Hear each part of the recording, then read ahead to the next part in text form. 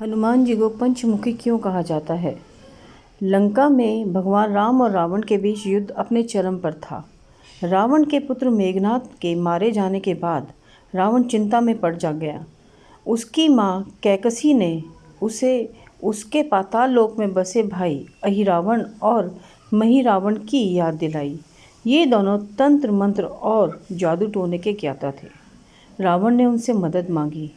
अहिरावण और महिरावण ने श्री राम और लक्ष्मण को अपहरण कर पाताल लोक ले जाने की योजना बनाई। श्री राम और लक्ष्मण की सुरक्षा का भार हनुमान जी पर था। उन्होंने भगवान राम की कुटिया के चारों ओर सुरक्षा घेरा बना दिया, जिसमें कोई भी तंत्र मंत्र या मायावी शक्ति प्रवेश नहीं कर सकती थी। लेकिन अहिरावण और महिरावण ने छल से भगवान राम और लक्ष्मण को उठा लिया और पाताल लोक ले गए। विभीषण ने हनुमान जी को यह बात बताई।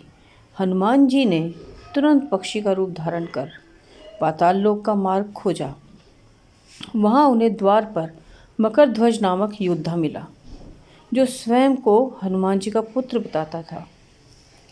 मकरध्वज ने बताया कि लंका दहन के समय समुद्र में गिरे हनुमान जी के पसीने से उसकी मछली माता गर्भवती हुई थी। पिता पुत्र का मिलन हुआ और मकरध्वज ने पाताल लोक में हनुमान जी की सहायता की। हनुमान जी ने पाताल लोक पहुंचकर माँ कामाक्षी का आशीर्वाद लिया। उन्होंने बताया कि अहिरावण और महिरावण को हराने के लिए उनके जलाए 5 दीपकों को एक साथ बुझाना होगा। हनुमान जी ने पंचमुखी रूप धारण किया।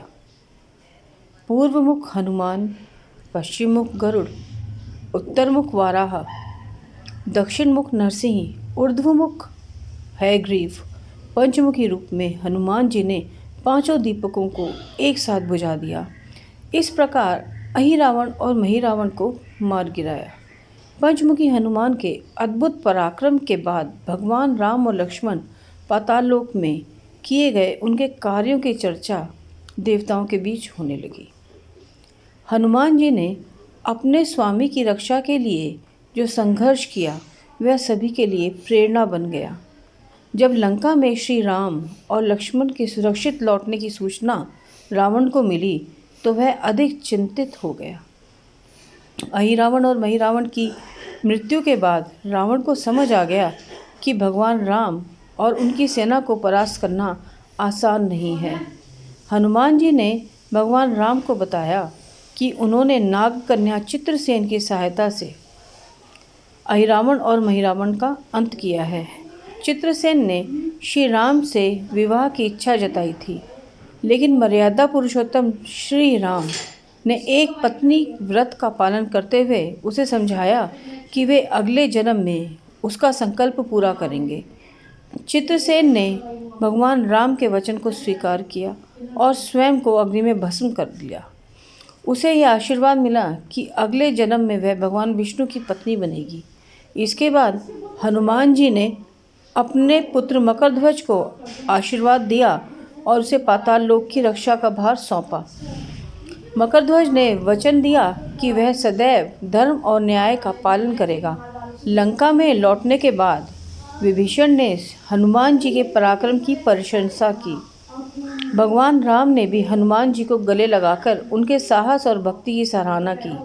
उन्होंने कहा, हनुमान, तुमने जो कार्य किया है वह केवल पराक्रम ही नहीं, अपितु अटूट भक्ति और समर्पण का उदाहरण है। पंचमुखी हनुमान का यह स्वरूप यह सिखाता है कि धैर्य, साहस और सही रणनीति से असंभव को भी संभव बनाया जा सकता है। उन्होंने यह भी प्रमाणित किया कि भगवान के प्रति सच्ची भक्ति रखने वाला व्यक्ति किसी भी बाधा को पार कर सकता है। इस प्रकार पंचमुखी हनुमान की यह कथा हमें भगवान के प्रति संपूर्ण समर्पण और कर्तव्यनिष्ठा का संदेश देती है। जय हनुमान, जय श्री राम।